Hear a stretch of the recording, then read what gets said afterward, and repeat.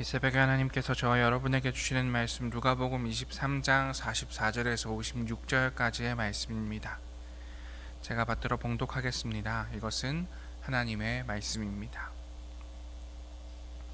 때가 제6시쯤 되어 해가 빛을 잃고 온 땅에 어둠이 임하여 제9시까지 계속하며 성소의 휘장이 한가운데가 찢어지더라.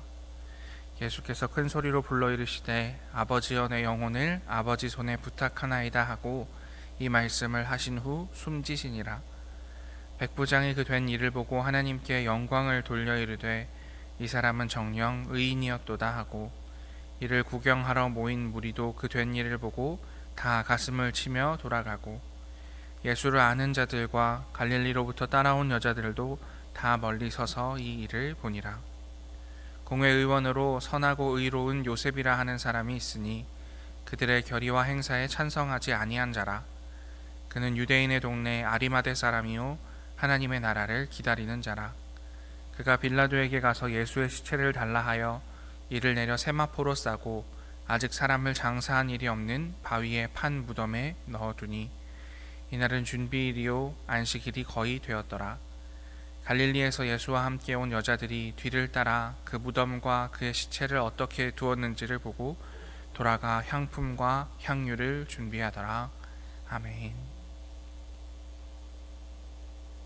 오늘 누가복음 23장 44절에서 56절까지의 말씀을 중심으로 하나님의 나라를 기다리는 자라는 제목으로 하나님 말씀 나누도록 하겠습니다. 때때로 이런 상상을 해보곤 합니다. 하나님의 나라가 이 땅에 임하면 어떤 사람들을 만나서, 특히 성경에 기록되어 있는 사람들 혹은 성경에 기록되지 않았지만 우리에게 그 행적이 전해지는 신앙의 선배들을 만나서 그들에게 한번 궁금한 점을 물어보고 싶다, 그런 생각을 하곤 하는데요. 여러분은 하나님 나라가 임하면 이 사람 만나서 얘기해보고 싶다 하는 사람이 있으신가요? 이때까지 한 번도 생각해 보신 적이 없으시다면 한번 생각해 보는 것도 좋겠다 싶습니다. 제가 개인적으로 만나서 이야기해 보고 싶은 사람은 오늘 본문의 주인공이라고 할 수 있는 아리마대 사람 요셉. 저는 이 사람 한번 만나보고 싶다고 생각합니다. 그리고 그에게 질문하고 싶은 것이 있습니다.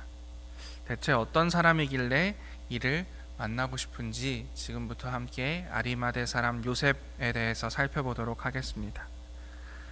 요셉이라는 이름, 이스라엘의 흔한 이름입니다. 그가 더하신다 라는 뜻을 가진 요셉은 더한다라는 히브리어 호시프에서 비롯된 이름입니다. 이미 유명한 요셉이 둘이나 있습니다. 족장이자 야곱의 아들, 애굽의 총리가 된 꿈꾸는 사람 요셉이 가장 성경에서 유명한 사람일 테고요.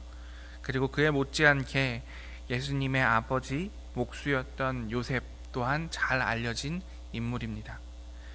그래서 이 사람에게는 아리마대 사람이라는 수식어가 꼭 따라다닙니다. 아리마대 사람 요셉 혹은 아리마대 요셉이라고 우리는 그를 부릅니다. 우리가 이에 대해 관심이 크게 없는 것과 달리 재미있는 사실은 이 사람 복음서 4곳에 다 등장할 정도로 초기 교회에 있어서는 유명하고도 중요한 인물이었을 것이고, 각 복음서에서 다양한 정보를 알려주고 있습니다. 먼저 이 아리마대 사람 요셉에 대해서 마태복음에서 기록해 놓은 부분을 함께 읽어보도록 하겠습니다.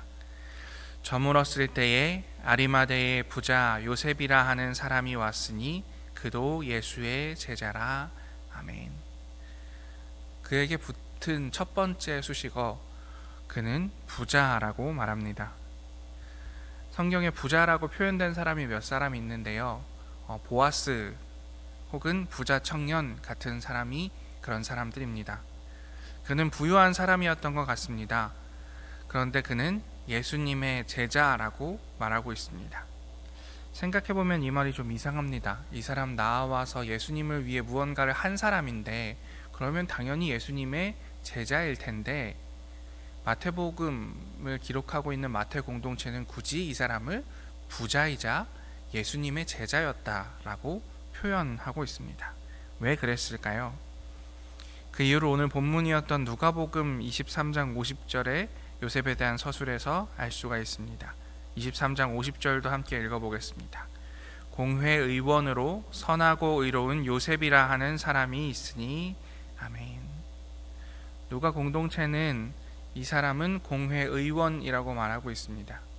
여기서 공회라고 하는 것은 산헤드린을 말하는데, 산헤드린은 유대민족의 최고 법정입니다. 산헤드린이라는 단어는 함께 모여 앉았다라는 의미를 지닌 헬라어인 시네드리온을 히브리식으로 표현한 말인데요. 일반적으로 산헤드린의 구성원 수는 71명으로 알려져 있지만 70명 혹은 72명일 거라는 의견도 학자들 사이에 있습니다.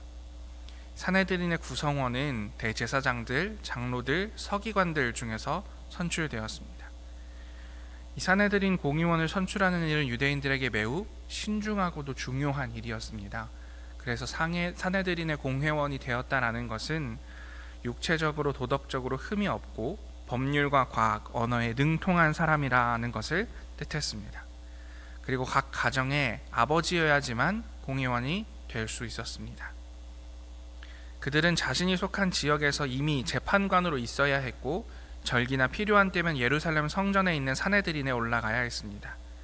산헤드린 공의회는 팔레스타인 지역뿐만 아니라 유대인들이 정착한 모든 지역에까지 영향력을 행사했습니다.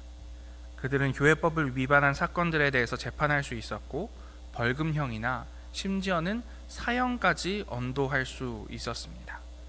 그러니 지금 우리나라의 상황으로 말하자면 유대인들의 헌법재판소 같은 곳이다, 그곳이 산헤드린이다, 이렇게 생각할 수 있겠습니다. 그러니 이 산헤드린의 의원이 될 정도로 유력한 사람, 산헤드린의 의원이 될 정도로 유대인 중에 유대인이었던 사람, 그 사람이 아리마대 사람 요셉이었다는 것입니다. 이 사람이 예수의 제자라는 마태복음의 서술은 놀라운 일입니다. 당시 산헤드린 공회원들은 예수님을 좋아하지 않았기 때문입니다. 산헤드린에서 제일 중요한 인물은 누구였을까요? 아마도 대제사장이었을 것입니다. 그가 가장 예수님의 사형에 깊이 관여하였다는 사실, 대제사장에게 가서 예수께서 재판을 받으시고 그 언도받은 내용을 가지고 빌라도에게 갔다라는 사실은 우리 모두가 알고 있습니다. 그래서인지 요한복음에는 이렇게 기록되어 있습니다. 요한복음 19장 38절 전반절 말씀입니다. 함께 읽어보겠습니다. 아리마대 사람 요셉은 예수의 제자이나 유대인이 두려워 그것을 숨기더니, 그는 예수님을 따르는 사람이었습니다. 예수님을 존경했고 예수님과 함께 대화를 나누고 토론을 하며 지혜와 충만함에 감명받았을 것입니다. 하지만 그는 아리마대 지역의 유지이자 장로였습니다. 지역의 법관이자 나라의 가장 높은 위치에 있는 유대인 중에 유대인이었습니다. 그래서 그는 공식적으로 예수님을 따른다고 말하지 못했을 것입니다. 예수님께서 십자가에 달려 돌아가시기 전까지는 말입니다. 일단 여기까지를 한번 정리해 보겠습니다. 아리마대 사람 요셉, 그는 어떤 사람이었습니까? 아리마대의 유지이자 부자였던 사람이었습니다. 그는 산헤드린 공의회의 의원이었고 예수님의 숨은 제자였다라는 것이 4개의 복음서에서 이야기하고 있는 이 아리마대 사람 요셉에 대한 이야기입니다. 그는 예수님을 따르고 있었습니다. 숨어서 말입니다. 그런데 그의 인생을 뒤흔들어 버릴 만한 사건이 일어났는데 그것은 바로 예수께서 십자가에 달려 돌아가신 일이었습니다. 예수께서 십자가에 달려 돌아가신 뒤 아리마대 사람 요셉의 행동이 어떠했는지 우리 누가복음 23장 52절에서 54절까지의 말씀 함께 읽어보겠습니다. 그가 빌라도에게 가서 예수의 시체를 달라 하여 이를 내려 세마포로 싸고 아직 사람을 장사한 일이 없는 바위에 판 무덤에 넣어두니 이날은 준비일이요 안식일이 거의 되었더라. 아멘. 여러분, 예수님의 마지막 일주일에 대해서 여러분 잘 알고 계실 겁니다. 다른 행적들이 쭉 있지만 그 중에서 이제 목요일부터 저희가 잘 기억하면 좋습니다. 목요일 저녁에는 무슨 일이 있었습니까? 예수님과 제자들이 함께 모여서 최후의 만찬, 마지막 식사를 하셨습니다. 그리고 그 자리에서 예수님께서 제자들의 발을 닦아주셨죠. 그래서 고난주간이라고 저희가 부르는 주간의 목요일을 우리가 성목요일 혹은 세족목요일이라고 부릅니다. 그리고 나서 그 다음날 그 목요일날 밤에 예수님께서 잡혀가셨고, 그 다음날 금요일에 예수님께서 순환을 당하시고 십자가에서 돌아가시게 됩니다. 그래서 그날을 성금요일이라고 부르죠. 예수님께서 돌아가신 시간, 그 시간이 언제였냐면 오후 3시에서 6시 사이일 것이다 라고 추측을 하고 있습니다. 그런데 여러분, 안식일, 이스라엘 사람들의 안식일은 금요일 저녁부터 안식일입니다. 그러니까 금요일 저녁이 되면 이스라엘 사람들은 대부분 자신이 하던 일을 다 멈추고 오직 하나님만을 생각하는 시간을 가지곤 합니다. 그래서 안식일인 것이죠.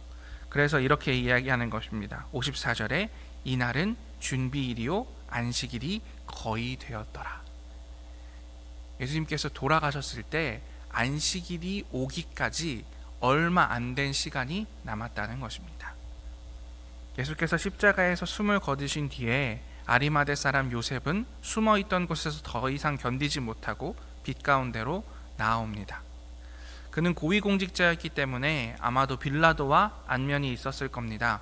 그래서 그는 빌라도에게 가서 예수의 시체를 장사하게 해달라고 요구합니다.